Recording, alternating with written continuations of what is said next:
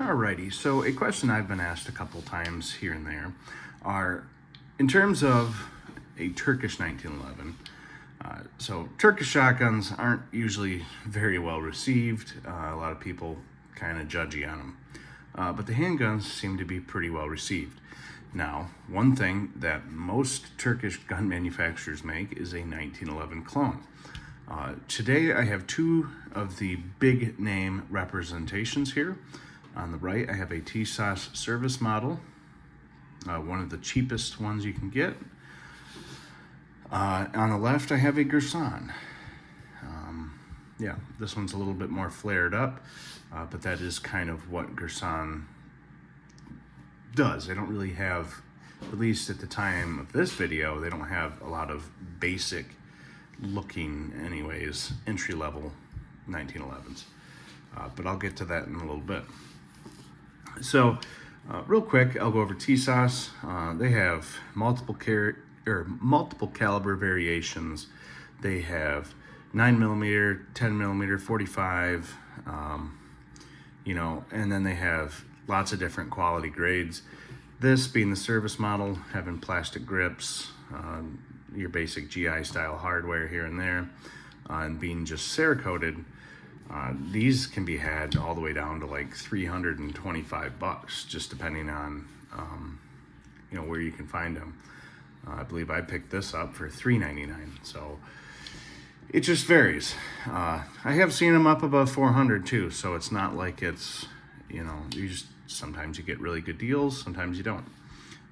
But that's something to look out for. But again, Tisas, they really do a really good job in terms of fitment. I mean, this is a very firm setting slide, not a lot of wiggle room. The machining on them, finish is excellent.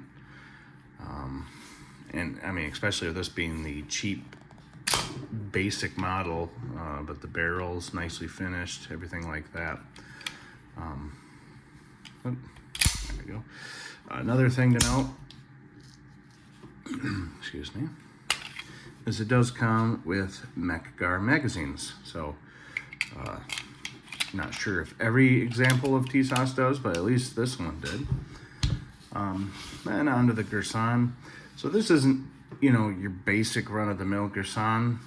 This is a commander-sized with a rail. But they do try to, it seems, they don't have as many offerings. You can still get a 10mm, you can get 45-9 and whatnot. But they're very limited on how many variations they do offer. And I have noticed they've trimmed back some of their supply. They used to offer like 3 different color 10mm, and now on their website they only have one. I don't know if that's only what they have in supply imported right now, or if that is literally what they're only offering, or if they discontinued it and that's all they have left. So it's a little hard to navigate their site. These are imported by EAA. Used to do the Tingfolio line.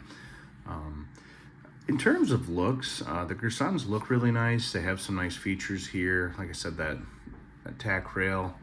You get some nice front strap checkering. You're not getting like a super basic looking gun. This one I got for around the $530 range, give or take. One thing I will note. Okay, so again, this is an Act Mag. Oh, I'm in the shadow a little bit there.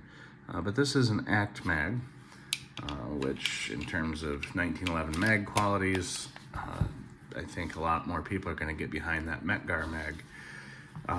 But the fitment on this EAA Girsan, I don't know if you can hear that, but there is a lot of wiggle there. But again, it shoots fine. It's tolerances are only going to matter if if you're doing competition, stuff like that. In fact, looser tolerances tend to lend to more reliability, but it just depends on the situation at hand. But again, this is more of a premium looking pistol. Tisas has some that are also in that same line around the same price range.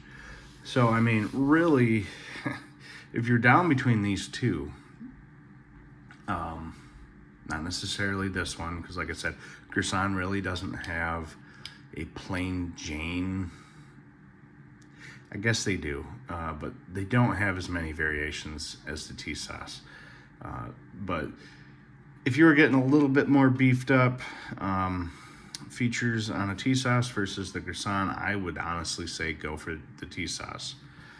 Same thing with a basic model. I just think you get a better fit and finish. That being said, if you want just a nice range gun, maybe some carry, I don't think these are bad pistols, the Girsans. They just, I don't know, they just have a couple little subtleties with them. Obviously, mag choices and stuff like that are different amongst the manufacturers, but it is what it is. It's going to be your personal preference, but I do think that most people would be better served by a Tisas. Now, SDS, Tisas USA, they tend to be very well receptive of their pistols. They switched to all forged parts fairly recently. They've really been up in their game. Now, I know a lot of people online say that, sucking off Tisas because it seems like a lot of people are saying good things about them, but I think they do deserve some of the good merit that they do get, obviously. The Girsans are a little less time tested. They have been around, and I mean, like I said, they're a sharp looking pistol, and you do get a lot of features on them. Again, it's just going to really depend on what you want and what's available to you at the time. These Tisases tend to be available almost I won't say everywhere, but you can find like at least this service model at most places. Like my local Dunham's, that's my sporting goods store around me. A lot of gun stores have them. Dunham's typically has this base model and what they call their duty model, which is a little bit more flashy, got a couple more features on it. Girsans are a little harder to find, and I'm not sure why. Don't know if, long-term reports, what people are saying on them. So far, this one's been shooting pretty good. I don't have really any huge issues to really gripe about besides it being a little bit wobbly in the fitment, but that is what it is, and it's a cheaper gun. So in terms of 1911, not bad. But yeah, I mean, it's going to be a personal preference for sure. Now, if you were going to buy something basic and say upgrade it, I think you would, again, be better suited by a Tisas. Just saying, strictly for the fact that they can categorically say forged parts and stuff like that nowadays. Girsan, not 100% sure if they have forged parts or not. But I will say, like I said, they make a damn good looking pistol, that's for sure. I think the overall package, I think Girsan's on the right track. At least at the time of this video, again, they've kind of been, in my mind, dropping some of their lines and going more towards a limited run of 1911s, which are more, I think there's one like the Influencer or the Enforcer or something. They're switching a different name regimen and kind of switching it up. Tisas, they're offering a lot of different versions, historically accurate versions. They're teaming up with the civilian marksmanship program, coming out with a basic model that fits a lot of the GI specs.